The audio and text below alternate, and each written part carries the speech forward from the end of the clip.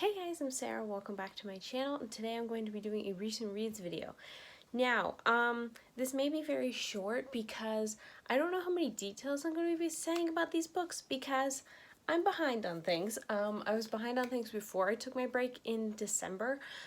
So most these books that I'm going to be talking about, I read back in like October and November.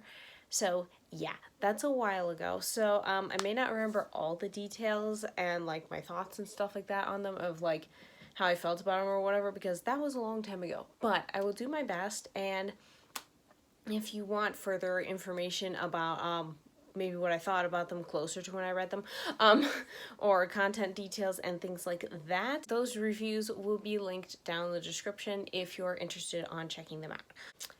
So anyways, now we're just going to jump right into it, and the first one is a comic book, and that is The Desert King. I don't know who it's by. This is one of the Horse Angel comics that was produced by the Pony Book Club back in the day. Though they have been kind of gone for a while, so I guess it's back in the day, even though that makes me sound really old. Anyways, this is one of the comics in that series, and in this one, basically, well, okay, I guess I should explain something about the series. The only recurring character in this series is Angelica, who is a horse angel. Basically, if horses are in trouble, they can call to her for help. She will show up and help the horses and their humans. So in this one, basically there's the element of time travel. So yeah, that's very interesting. That's never actually happened in either the novels because this comic series is loosely based off of Angela Dorsey's Horse Angel, Horse Guardian series. But yeah, so that was an interesting element of this one. I gave this one 3 stars though because well, mainly it was just okay. I enjoyed the story. I liked the time travel bit. Basically, Angelica jumps back and forth between modern times, and then she goes back in time to help this Arabian stallion who's being like targeted. And this girl, she just moved to this oasis, I think it is, with her dad, and he's a horse groomer. So she kind of helps along the way, but it wasn't really her horse. So the bond felt a little bit okay between her and the horse, but that was just okay. And yeah, I liked it for the most part. The illustrations are the greatest, and sometimes in this one particularly, I noticed people would often make really strange movements, and I'm just kind of like, yeah, I don't think the human body moves that way. So it was a little weird sometimes, but yeah, I still overall enjoyed it. And then because I read the last 3 in the series. The next one I read was Run Wild. This one is set in Argentina, and we follow Rosa and her sisters. They live on a horse farm, and they've been training their Falabellas to be basically Falabella is a miniature horse, basically to be in this upcoming horse show, but then like they keep getting sabotaged, and then there's like a threat to a wild horse herd nearby of like the water's being poisoned. So Rosa kind of gets roped into helping Angelica figure out these issues. I really liked this one more. I gave this one 4 stars. First of all, I kind of wish the graphics were more like the cover but they're not. They're kind of the same style they've been using the whole time for the series. But this one felt more, I don't know, like cleaner than say this one. So I'm not sure why. I guess they use different types of graphics or something when they're doing it. I'm not really sure. But yeah, I still really enjoyed this one. I liked the dynamic between Rosa and her sisters because there's a big plot with her younger sister feels like she's being kind of left out and stuff like that. So I really like the bond that they developed over that. And yeah, just Angelica coming in, helping them out with these horses and just doing the usual things that she does. So yeah, I thought that was really cool. And I really enjoyed this one overall. And the last one I read, that is Rough Diamond. And this one, it takes place in New York, and in New York City specifically. And yeah, we follow Bobby. She's going to live in New York City because her parents are kind of like temporarily splitting up. It says on the back they split. Technically they like haven't divorced yet. They're just like taking separate time, and her dad is staying on the farm and her mom is going to the city with Bobby. So it's not like an actual split. They just kind of hanging out or whatever. They're just making up their minds, I guess. I don't know. But Anyways, Bobby doesn't really like the city. She can't really do much of anything. There's no horses there. She has no friends. She tries to make a friend with this girl, but she gets blown off. And then she gets roped into finding out this horse is being locked up in the middle of the city because somebody stole him for certain reasons. And there's a whole thing with that. And yeah, that's pretty much the whole storyline. And this was interesting. The story was okay. Overall, though, I did have some issues with this. Mainly the art is like the worst one out of all of them. Like, it's still like the same style, but somehow it looks worse than the others have so far, and I don't know why. Like, the horses aren't even the right color half the time. Like, one panel, you can clearly tell yeah, it's this one, yeah. Clearly, Bobby's here sitting on the grass, and that's clearly her riding the horse. It's like they didn't even change the person's clothing, even though her clothing color changes up here. So it was like really weird inconsistencies and strange things. Like there was another part where at the end they get the horse out and the bad guy is after them, and then they say like in the actual panel, they show the guy grabs one of the girl's arms, but in Bobby's thought bubble, she says, when Angelica does something to make him let them go, she's like, oh, he dropped the horse's rope. And I'm like, girl, he did not have the horse's rope. He had you. So that was really weird. It was a lot of inconsistencies. I don't think they like edited or checked their facts enough for this one. At least not in my opinion. So yeah, that was kind of weird. So yeah, and the horses were often the wrong color. They'd say it was like a pinto, but it'd be a brown, and it's like, this isn't even the right color horse. And it was just a lot of weird things. I still like the story overall and the idea of it, of like this horse being locked away in the city, because I've always been curious by this cover of like, what does that mean? But I would say definitely out of all of these, it's probably my least favorite. So yeah, and I did also like that they have developed in this comic book series slightly different abilities that Angelica has as compared to the novels, probably so they don't have copyright issues.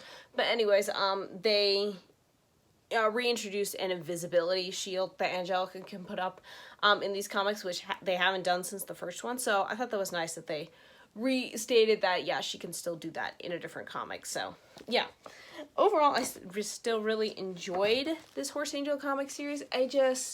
Sometimes the art was off, and yeah, sometimes the storylines were weird, but definitely this one is definitely my favorite out of the three, and the very last one that they did, which I read a while ago, is also still my favorite. So there's that. And then, well, the next one, I'm kind of just going to briefly go over this one because it's an ongoing series. I haven't finished it yet, and I read a lot of volumes of this manga series, and that is Rurouni Kenshin. I've been reading this series all throughout 2023, and I will be continuing to 2024 because I haven't finished it yet.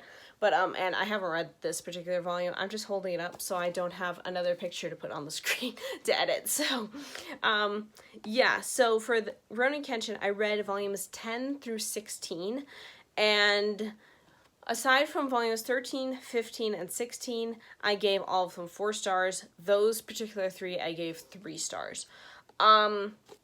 Mainly for reasons because they had one of the volumes, I believe it was 15. I don't know if this is correct. My reviews will clear that up if you're interested in further details on all these volumes. But I do remember one of them, I'm pretty sure it was volume 15. They had some weird, like, kind of like, almost like sexual type comment that they just kept talking about, and it was just kind of like, yeah, do we really need this? No, it doesn't really do much for the story. It was kind of weirdly put in there. It was just awkward, and I just didn't care for it. So I just thought that was highly unnecessary. So I dropped it a star. And the other 2 volumes, 13 and 16, they had unnecessary violence. This series is extremely violent. I would rate probably most of the battle scenes are around an R rating, especially as we go further into the series. They're just getting more and more bloody, which a little bit of realistic violence is okay, but this is almost borderlining too much of it. The only reason I have not dropped this series because of that is because while there's lots of violence and stuff, lots of blood and stuff, the mangaka never glorifies it. That was one of the reasons I dropped Spy Family, was because in volume 8 of that series, they started like glorifying the violence a bit and being like, oh, look at all these people this assassin is killing. Isn't this funny? And it's like, no, it's not funny. That is gross, and that is like something you shouldn't be laughing about. And the mangaka doesn't ever treat violence like that in the series, even though he goes a little too far sometimes, in my opinion. But he always shows it as it's Kenshin and his friends defending people, or it's the bad guys doing things and it's a terrible thing, and you know, you grieve the people you lose and stuff like that. So it's never glorified. So yeah, that is why I'm still reading it, even though sometimes I think the violence is a little too much, especially in these later volumes. As we keep going further into the series, it's almost getting a little too much, but I still enjoy it overall. I like the characters, and I like what the mangaka is saying in a lot of the storylines and stuff. So for now, I will continue it, and hopefully I will be able to finish it soon. Okay, now we're going on to the first of the long list of ones I do not have. So the very first one we're going to talk about is Love and the Sea and Everything in Between. This is by Brian McBride. This is a contemporary... Is it? No, it's not Christian. But anyways, it is contemporary. The author is a Christian. I do know that. But anyways, this is a contemporary story about these college students and our main character, Adam. I'm pretty sure his name is Adam.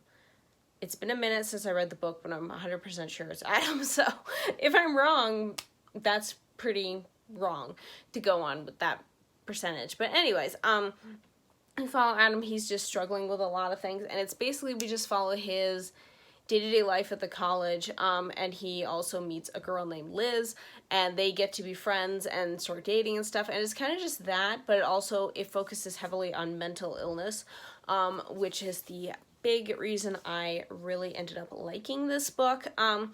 Is it the most well-written book in the world? No, this was the author's first novel, and you can kind of tell. In fact, it was originally printed on Wattpad. I don't know if it's still there. It probably isn't, since he has it published. But, yeah, so that's where apparently he started out his writing career, this author, and I did enjoy the book. I didn't know, kind of, aside from the blurb, I really didn't know what I was getting into, but I really enjoyed it. I think I read it in like 2 days. It was a short amount of time. I forget, or maybe it was just 1 day. I forget. It was a very short amount of time that I read it. It's contemporary, which I don't normally jive with anymore, except for the rare occasion, and this was obviously one of those rare occasions. And yeah, I really enjoyed this. It does have depictions of depression, anxiety, and suicidal thoughts and actions, so I would look up triggers for this one, especially because in the suicidal aspect, the very first 2 chapters, Adam nearly throws himself off a bridge, and it is shown, but he stops himself, so that one. But there is another on-screen or on-page suicidal action that basically we see it from beginning to end of this character's taking their life. So it is shown on page. It is not grotesquely detailed. It is not detailed in any way, but you do see the process from beginning to end of this person basically killing themselves. So, yeah, so that might be triggering for some people. I didn't find it triggering, even though I do have it. I have had issues with like depression and stuff like that in the past, so sometimes this stuff is triggering when they do that, but this one I didn't for me, but it could be different for other people. So yeah, but like I said, that scene, it's not detailed, but it is there, and it is mentioned throughout. But the book does end happily, so if you're concerned about that scene and what it could mean from a main character's perspective, the book does end happily, so I will put it like that. But overall, I really, really enjoyed this book, and I gave it 5 stars. Okay, the next one I have to talk about is a DNF. And I sort of kind of knew this book would be a DNF. I was trying it. I've watched a few of this author's YouTube videos of like how writing advice and stuff, so I got curious about her work. She writes young adult, like supernatural type books, urban fantasy, and since I've been looking for more like clean urban fantasy, and her first 3 books as an omnibus are available for free on Kindle, so I just thought, hey, I'd try it. I only got, since it was the omnibus edition, I only got about 8% into the book, but I believe, considering how small the book is, I'm pretty sure if it was just a single, it would have been more like 20-some%. That could be wrong, but I'm guessing. Anyways, this book is Beautiful Demons by Sarah Cannon. Yeah, I know what you're thinking because of the title, but I was willing to give it a chance and be like, you know, demons maybe didn't mean, you know, the creatures from hell. I don't actually know if that's what that would have meant by then. I didn't get far enough into the book, and for a good reason. When 2 of the chapters back to back swear in the name of Jesus, I have a problem with that. Yeah, so they did that. There was also the magic was also starting to make me slightly uncomfortable. They hadn't even gotten that far into what the magic system was, or the magic stuff was. Basically, like, the character could, like, move stuff with her mind, but she got really mad. So, you know, basic stuff. But the whole vibe around these, like, cheerleaders and stuff like that was kind of, it was giving me, even though nothing had been stated to give me this feeling, I think I was just kind of getting the vibes that this was a magic system aiming more towards the occult side of things than not, and I am not comfortable with that, and I just say no to that entirely. I am good with magic in my books as long as it is clearly defined that good and evil. It's like a naturally born thing in people, stuff like that, not the occult. So, and I think this one was heading in that direction. Not confirmed, but yeah, so I quit the book, and I'm not going to try anything else by this author, but I gave it a shot, and I just wanted to know, because otherwise I would have been always wondering about it, and yeah, her clean urban fantasy that doesn't have weird stuff in it is really hard to find, but yeah, otherwise it was well written and stuff, but yeah, I wouldn't recommend it, so yeah. The next book I also wouldn't recommend because apparently I had a string of books for a while that I didn't care for. So, the next one is The Wolf Gate by Hannah Sandvig, maybe. I really don't know how to say the author's last name. This is a, like, first novella in the, I believe it's the Fairy Gates series. These are, like, kind of like rom-com fairy tale retellings set in, like, a world where it's kind of like Portal Fantasy as well, because we have the modern world, and then we have, like, the fairy realm, which is based off of Irish fairy lore and stuff, which I was very excited about because I really like Irish stuff. I mean, Irish stuff, like Irish stories and stuff like that. I haven't really gotten to Irish fairy tales, so I was like, oh, Irish fairy mythology, and I'd seen these books around, and so I was curious, so I tried it. I got this book for free on Kindle, or I got it for free, like, on a sale or something. Anyways, this one is a retelling of Little Red Riding Hood, and in it we follow Audrey. I'm pretty sure that is the main character's name. Like I said, I read these a while ago. Anyways, Audrey is basically just chilling. She's hanging out. I forget how she even gets into the fairy realm. Anyways, something happens with these, like, wolves that start chasing her in the woods, and then she kind of gets abducted yet saved by her ex-boyfriend Gavin, who is one of these wolf fairy shapeshifters. Like, he's a fae, but he got somehow changed so that he can turn into a wolf. So basically he's a werewolf, but he's fae too. Anyways, so then they end up in the fairyland, and they end up getting, like, chased around all over the place because the wolf people want him to do something, and somehow Audrey just got, like, stuck in the middle of it all, and, like, it's their adventures to try to get her back home, and make sure that he doesn't have to, like, do something to her or to their, like, missing fairy person, like, queen person or something like that they're looking for. I don't remember all the details. All I remember is this book started out really funny. It started out on a really good foot, and I was excited. I was like, oh, okay, maybe I'll like this. Then we get to the endless conversation about how Audrey will not have intimate relations with her boyfriends. And then this would have been fine if it had been just mentioned once in the one flashback she had with Gavin when she just mentioned that she wouldn't do that before marriage. That would have been totally fine. We would have set some boundaries. We would have just had a thing there, and great. We would have just been over with it. But they kept bringing it up over and over and over again. And then, supposedly, her current boyfriend, which then becomes her next ex-boyfriend, who's also a fae, just roll with it, he then apparently started a rumor that she was, you know, doing things with him.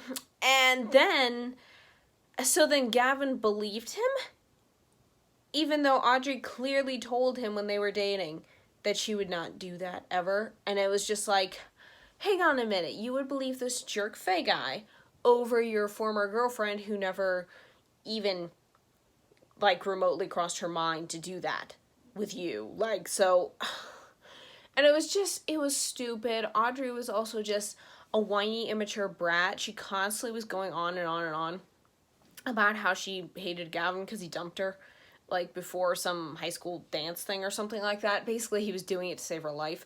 And just, it was stupid. It was really dumb. It was really irritating. It was kind of like that enemies to lovers second chance romance that is just annoying because they just sit there and hammer on the one thing over and over and over and over again until you want to kill them too. So yeah, because they already killed the problem over there, so you just want to finish them off because they're so irritating. So yeah, there was that. Yeah, it had good potential. I'm hesitant to try the other books in this series, even though I have a couple of them that I got. But yeah, I'm not happy with this one. Not in the slightest. So, yeah, I gave this 2 stars. Basically, it would have gotten 1, except I did like parts of it, like the whole Irish fairy mythology angle, and the beginning of the book was pretty good too, and there were some elements that I could appreciate, even though the problems were, like, over surmounting the problems were just ballooning over the good stuff, so I couldn't give it anything else, and I kept changing the rating on this thing because this thing was driving me nuts. So yeah, I don't recommend that one either. Next one I read was a short story called Ghosted by H.L. Burke. This I gave 3 stars. It's basically about this ghost who tries to scare this artist lady, but it's like he can't scare this elderly artist lady. She, like, thinks his antics are cute and stuff like that, so he's part of this, like, society that has to scare people and stuff like that. It was amusing. It wasn't what I thought it would be. I thought it'd be funnier, and the ending kind of just made me feel sad for the poor artist because he did something that messed her up, and then it was just kind of like, well, that was mean. I mean, yeah, so it was okay. I gave it 3 stars. I like the concept of it. I just thought it'd be way funnier than it was. So, but yeah, still an enjoyable little read overall. Okay, then the next one I read, this is just a giant list of books I wanted to like, but I just couldn't. But for the next one, I got an e-arc from the author in exchange for an honest opinion, so thank you to the author for giving me a copy of this book, and that is A Bit of Gold by Kirsten Fisher. This is the fifth book in her Once Upon a... I actually forget the title of the series. You guys will see it here on the cover. So I think it's Once Upon a Twist. I don't remember the series title. Anyways, this one is a Rumpelstiltskin retelling, and I'd been looking forward to this ever since she announced it. I think over 2 or 3 years ago. She had delays in writing it and stuff, but yeah, I was really excited about this because it follows a character from her book Diamond that I really, really love. It's one of the books it's the 3rd book in the series, and I really enjoy that one. It's a Rapunzel retelling. This one was following the main guy character from that, Seth, and yeah, I was really excited to see what she would do with this. This book is about Seth. He is visiting home for, like, just a while or something like that. I guess he's just going... Actually, I don't even know why he's there. Anyways, he's visiting home, and he's also working on his alchemy and stuff like that, but something goes wrong with one of his experiments. He, like, his shop like explodes and stuff, and he accidentally makes gold. A small bit of it, but he accidentally makes gold, and then everybody around wants him to make gold, but he can't recreate this spell. He's tried to, but he's also like leery of doing so, and then this guy shows up and things explode from there, quite literally sometimes. The few positives I can say is I still really like Seth's character, and I really like how he grows in this one. He definitely is kind of more of a laid-back guy. He definitely kind of gets trampled down a bit by other people and stuff like that, which I'll get to. But, and yeah, but I really like how he ended up standing up for himself and just being like, no, I'm not going to let you do that. I'm not going to let you push me around anymore. And I really liked his character growth and just how that ended up. Unfortunately, that's about the only thing I can say I really liked in this story, because his sisters, he has five or six sisters, and they're all older than him, and they're all so mean. Like, except for, like, the oldest, I think she's the oldest sister. There's one sister who is, like, she's okay. But the others were just so mean. They were constantly, like, sicking their dogs on him, which is kind of like, okay, that is messed up.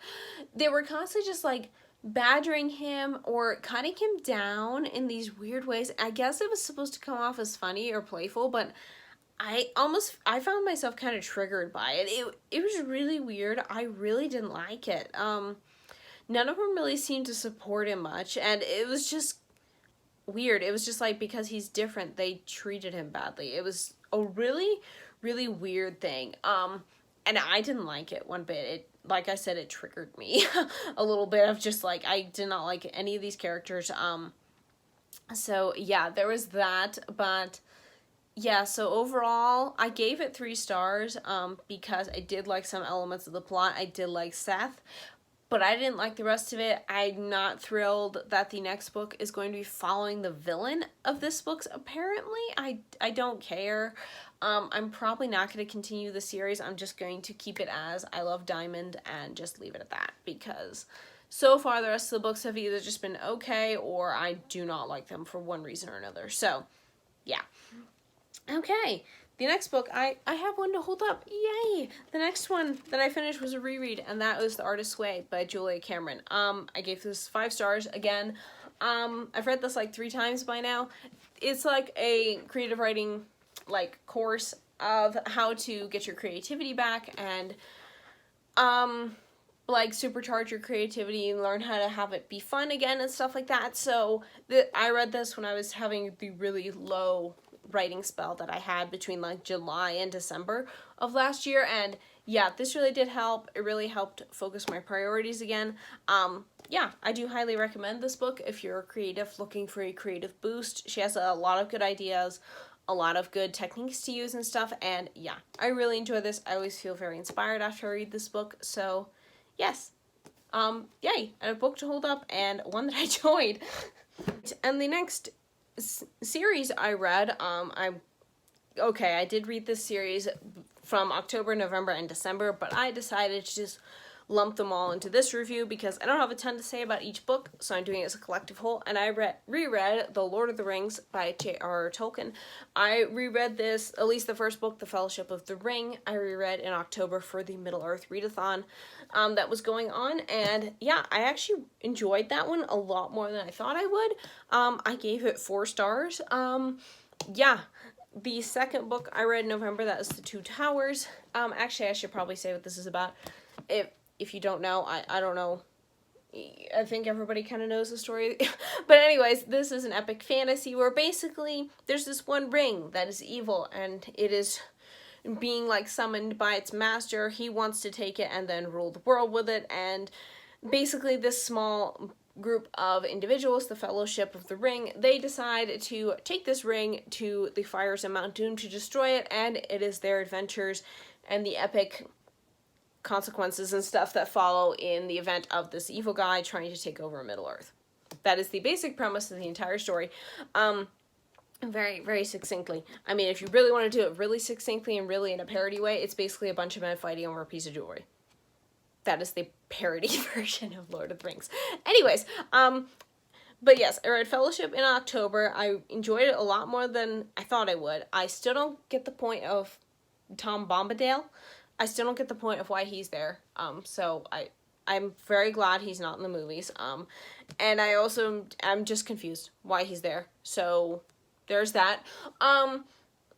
I also didn't like the beginning of Fellowship was very slow in, like, you know, they walked again. They walked again. They walked again.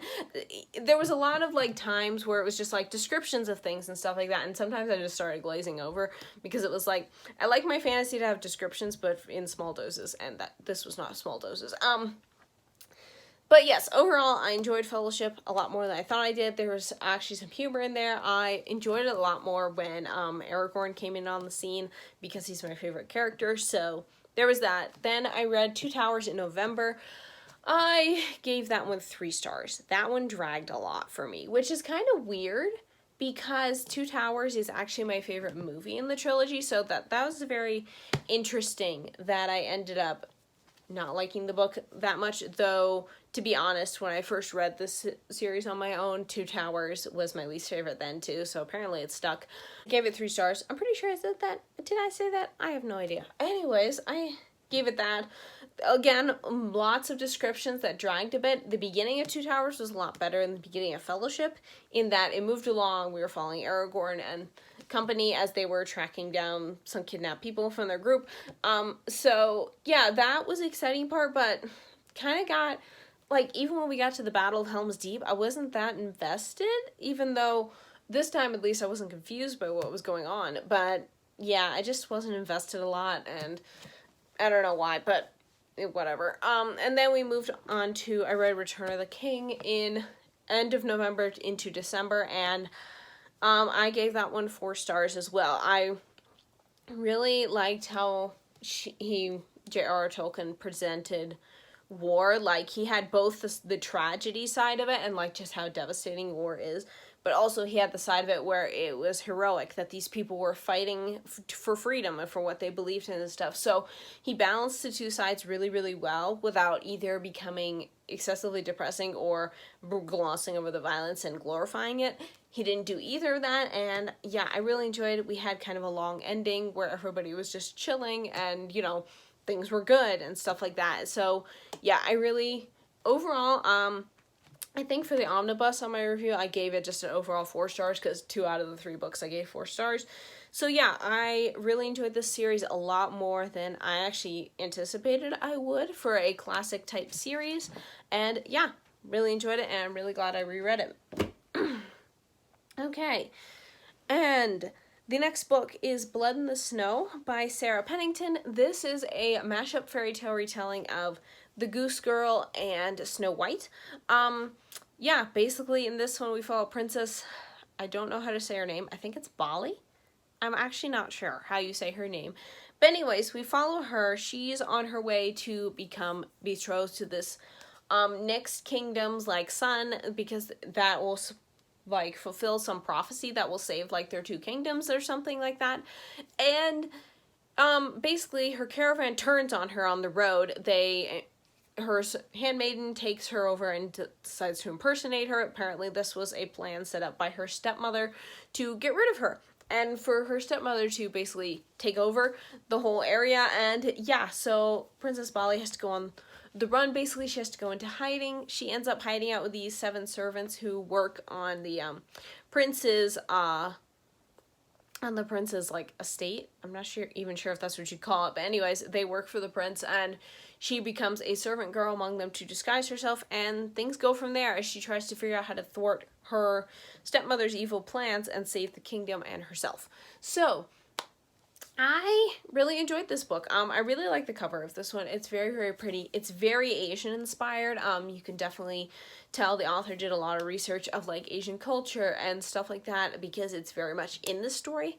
I also really like that the princess, she is, like, a really, I wouldn't say meek, but she's very, like, compassionate. She's very kind and caring, and she like, doesn't, fighting is, like, a last resort of hers, and she never lost that.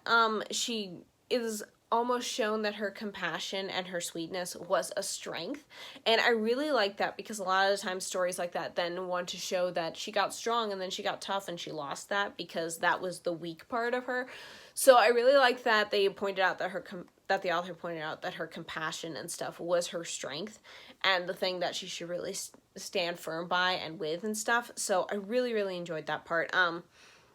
Also, this magic system does deal with the fact of, like, it's in your blood, so, like, characters do have to cut themselves with knives in order to access their magic, so that could be triggering for some people, because they literally, like, carry around knives and they'll cut themselves because they need the blood in order to use their magic of, like, controlling wind, controlling water, whatever their magic source is, which was a very interesting magic power. I just know because they're often using a knife and cutting their arm or something that could be triggering for some people. So just wanted to point that out. I really also liked the meshing of the two fairy tales. I thought it was overall very well done. The story was very good. The romance is very light and very cute. So yeah, I did enjoy this one. And the last three I'm lumping together because it's the first three books in a series, and that is The Tales of Tarsurella by Olivia Lynn Jarmusch. Jarmusch, I believe. I actually don't know if that's how you say the author's last name. My apologies if that is incorrect. The first two books were rereads. That is The Coronation and The Rebellion. The third book I read for the first time, and that is The Wedding. So basically this is just like, it's kind of like Princess Diaries, except the main characters are already the princes and the princesses. They're not discovering they are. And it's basically just their day-to-day lives in the castle. The first book, The Coronation, we basically are dealing with the eldest son, Prince Addison. He's going to become king of Tarsurella. So we're preparing for his coronation and stuff, following the different, all of his different sisters and different characters and stuff and their lives. And it kind of just goes from there. I mean, obviously it snowballs from there in the next two books, but I can't really say much about those. But I read The Coronation, The Rebellion several years. I think I read them almost read them 5 years ago. Something like that. I really liked them the first time around. I still really enjoyed the first two this time around as well. I did give those to 5 stars originally. I did drop them to 4 stars. But yeah, I really liked the Christian content, how strong these characters were, how they learned and they grew, because like one of the characters, Bridget, she drove me nuts in the first book, but I actually really liked her by the end. So there was like lots of character growth and stuff like that. So I really enjoyed those first 2 books. Then we get to The Wedding. I gave this book 3 stars because there were parts I did enjoy. However, one of the characters, Hope, has a dramatic infatuation with someone she shouldn't have an infatuation with, and she became an insufferable pain in the butt. And apparently, from the reviews I looked at for the next few books, she gets worse. And she was a favorite, and I liked her in the first 2 books. She was a sensible individual. The third book, no, it's like she threw all sense out the window. She's just a pain now. I don't really like the direction the series is going. Like, I understand the whole, revolting against royalty and wanting democracy and all that. I mean, that's fine. I'm American. I don't do the bowing kings and queens. But, either way, but I don't know, just Luke, a side character, he needs to, if he doesn't die by the end of the series, I'll be unhappy, even though I'm not going to know about it, because I decided after reading this book, I was going to continue the series. However, with the things that frustrated me the most, I was like dreading the idea of reading the next books, so then I reevaluated, and I was like, do I really want to? And I decided, no, I am DNFing this series. It's not a bad series. I think it would appeal to a lot of people. Especially if you like Christian contemporary, which I don't normally anymore. Contemporary is like I've already said, contemporary is one of those very few books that I ever reach for anymore. So having a book series that is completely that with other elements that I dislike, kind of part of me wants to see if, like certain things happen for certain characters, but there's so many other characters that are being focused on, or just events and stuff that I don't care about, I don't like, especially if we get more into this whole revolution thing, that's probably going to be focusing more on Hope, and I don't like her. She went from one of my favorite characters to one of my least favorite characters because she's stupid and she's an idiot. That's what it boils down to. She's stupid. So, yeah, I will not be continuing this series. I wish it the best, and I hope it ends happily whenever it ends. I think it's still ongoing. But yeah, I will not be reading it unless I hear like really grand things about it, which even then I probably still won't, just because I just don't vibe with this anymore. And the third book made me actually dread reading the rest of the series, so yeah, I'm quitting it here. So yeah, those are all the sort of recent reads I read back in October and November, so they're not really recent reads anymore. But anyways, those are all the books in this video that I'm going to talk about today. I'll be catching up to more recent books in probably about like 2 or 3 other recent reads videos, so sorry if I end up like posting several of those in a row. I'm trying to split them up between other things, but yeah, it might still happen, so sorry about that. Sorry. Especially if it ends up being the same way, where it's like a whole bunch of books I didn't like. I mean, yeah. I mean, I had a pretty good reading year in 2023, but there were sections in the year where it was just like, I'm reading books I don't care. Just, you know, or I'm just dumping them left and right. But anyways, yeah, that is the video. I hope you guys enjoyed. Thank you so much for watching, and I will see you next time. Bye!